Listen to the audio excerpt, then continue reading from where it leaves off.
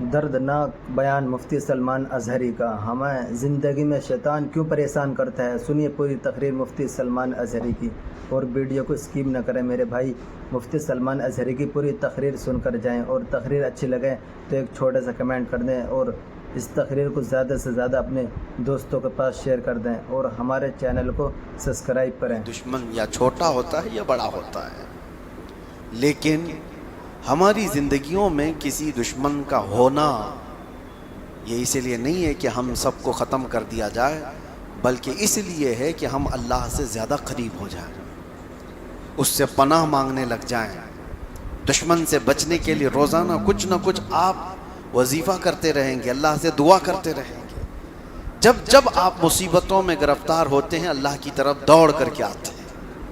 और फिर एक बात आपको मैं ये भी बता दूँ, अल्लाह की ज़ात पर यकीन और तवक्कुल इतना बढ़ जाता है। हम मुसलमान हैं, इस एतबार से मैं कह रहा हूँ, दुश्मन चाहे जैसे भी हों, लेकिन मुसलमान ये सोचता है कि मेरे रब से बढ़कर ताकत किसकी है। ये जितना ज़रर पहुँचाने वाले होंगे ये अपनी ताकत के हिसाब से पहुँचाते हैं, और अल्लाह हिफाजत करने वाला है, वो अपनी ताकत से हिफाजत करता है। और कुरान में अल्लाह ताला ने फरमाया है, इसलिए हमारा यकीन बढ़ता चला जाता है। अगर आपका कोई दुश्मन ही ना हो तो आप खुद ही अपने आप को खुदा समझने लग जाएंगे। अगर कोई आपका दुश्मन ही ना हो तो आप खुद को ये समझने लग जाएंगे कि मेरा कौन क्या करता है, कुछ भी नहीं, मैं सेफ हूँ। और जहाँ पता चला कि कुछ दुश्मन हैं जो ताकतवर भी हैं या साजिशी हैं या जाल बुनने वाले हैं, तो अंदर से एक खौफ पैदा होता है कि मेरी गफलत में कहीं वो मुझ पर हमला आवर ना हो जाए। इसलिए बारगाह रब्बुल इज़्ज़त में रोज़ाना दुआ करता हूँ कि मौला इन दुश्मनों से मेरी हिफाजत फरमा। मेरे अजीज़ों, हमारी और तुम्हारी ताकत का क्या कहना। सैयदुल अंबिया रसूल अकरम सल्लल्लाहु तआला अलैहि वसल्लम, अल्लाह ताला के वो महबूब नबी, अगर वो हुक्म दे तो आपके साथ सोने और चांदी के पहाड़ चला करेंगे, हुजूर ने खुद फरमाया। लेकिन उसके बावजूद मेरे आका सल्लल्लाहु तआला अलैहि वसल्लम दुश्मनों के शर से बचने की दुआ करते थे, दुश्मनों के शर से बचने की दुआ करते थे।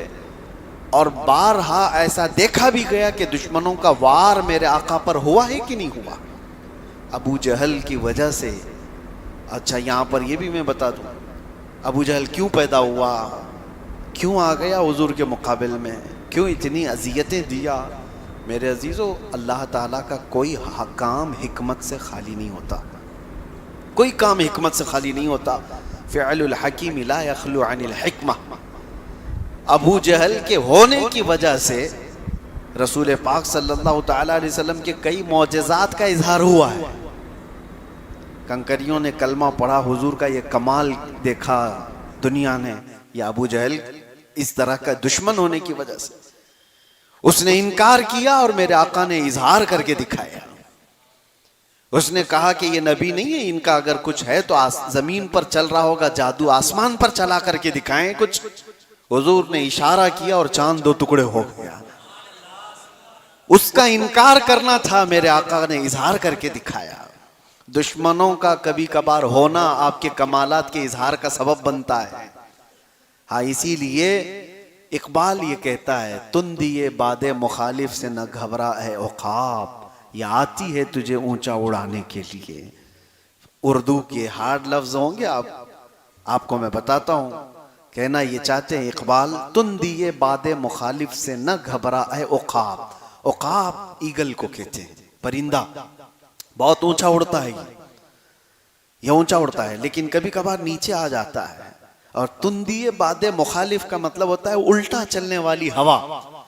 कभी मुखालिफ सिमत से हवा तेज चलने लग जाए तो उकाब को मुश्किल हो जाता है कि अगर हवा उधर से आ रही है और ये उड़ इधर से रहा है। तो इकबाल ये कहते हैं, ऐसी मुखालिफ सिमत से आने वाली हवा से मत घबराए उकाब। उकाब क्या करता है उस वक्त, हवा अगर तेजी से मुखालिफ सिमत से आए तो हवा का मुकाबला करने के लिए उसमें घुस नहीं जाता, बल्कि ऊपर जाता है जहां से हवा नहीं आ रही हो। यानी मुखालिफ सिमत से हवा ना आ रही हो, इतना ऊंचे ऊपर चला जाता है ताकि ये मुखालिफ सिमत से आने वाली हवा से मेरा टक्कर ना हो।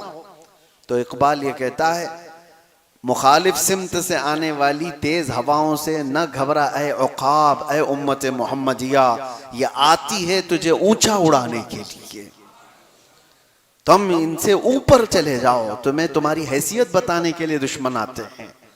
अजीजा ने ग्राम वक़ार, आज के हालात भी हमें इस बात की तरफ ला रहे हैं कि हमने देखा है बहुत सारी जगहों पर बद्र के मैदान में सहाबा इकराम रिदवानुल्लाहि ताला अलैहि मजमाइन ने जो जौहर पेश किए, वो कम से कम 10-12 साल पहले मक्का वाले तसव्वुर भी नहीं कर सकते थे, सोच भी नहीं सकते थे।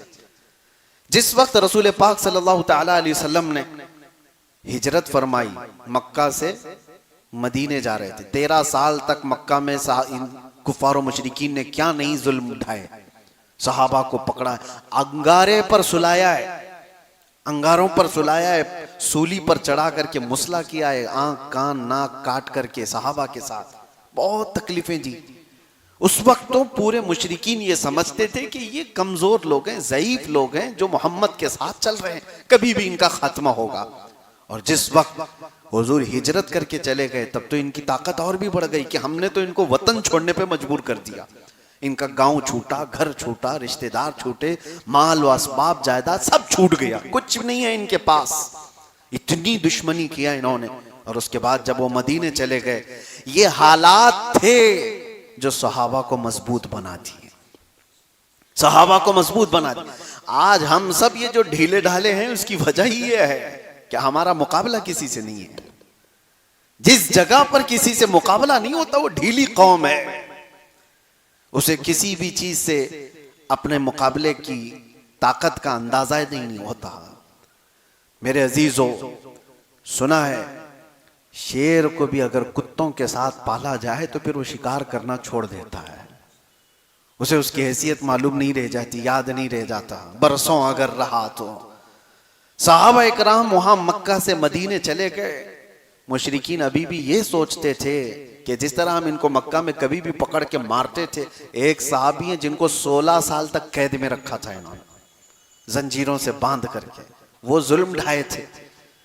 तो ये सोचते थे कि इस तरह से हम कभी भी इनके ऊपर कुछ कर देंगे। लेकिन एक मर्तबा आए मदीने पर चढ़ाई करने के लिए 1000 से ज्यादा लोग, और बद्र के मैदान में जो सहाबा ने जौहर दिखाए, इनके पूरे के पूरे परखचे उड़ा दिए। जितने गुरु घंटाल थे सब के सब मैदान बद्र में कत्ल हो गए। अबू जहल, उतबा, शैबा, जितने बड़े बड़े थे शैतान, सब कत्ल हो गए। बद्र की उस वादी में